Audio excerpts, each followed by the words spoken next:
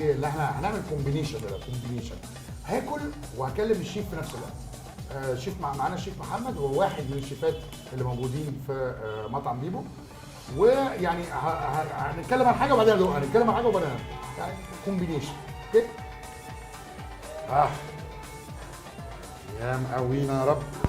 ده الرول، ده الرول، وده المشكل، ده المحمر، ده المحمر وده المشكل. المحمر. اوكي. ولسه الطواجن بقى صح؟ طب وشوكه وسكينه بقى. اوعى تنساني شوكه وسكينه. طيب. نبتدي منين ولا منين؟ طيب. نبتدي ب ده الطواجن كمان مع بعض؟ طيب ماشي. ده الفريك. ده البصل. طب شوكه وسكينه بقى. وعيش.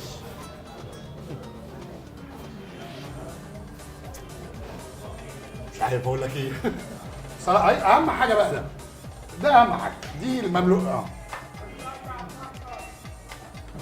شكرا.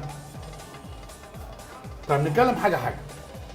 اول حاجه ده سجق صح؟ ده سجق مكتوب تركي. عليه سجق تركي. تمام. يعني ايه تركي؟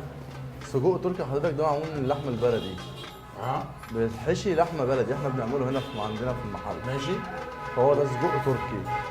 طب ليه مسمينه تركي؟ ليه مش مصري لما هو بلدي؟ هو عشان تركي، عشان هو الرفيع الطويل دوت. طيب. اشكرك. حاجه بلع بقى لو سمحت. حاجه ساعه بلع او حاجه.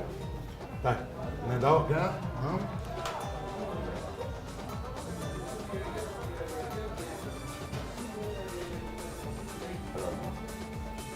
حشيته ايه؟ في يعني هو مش ناس كتيره تقدر تعمل سجق في البيت يعني. طبعا. بس مجرد حشيته ايه مع اللحمه؟ ده لحمه بلدي فقط لا غير.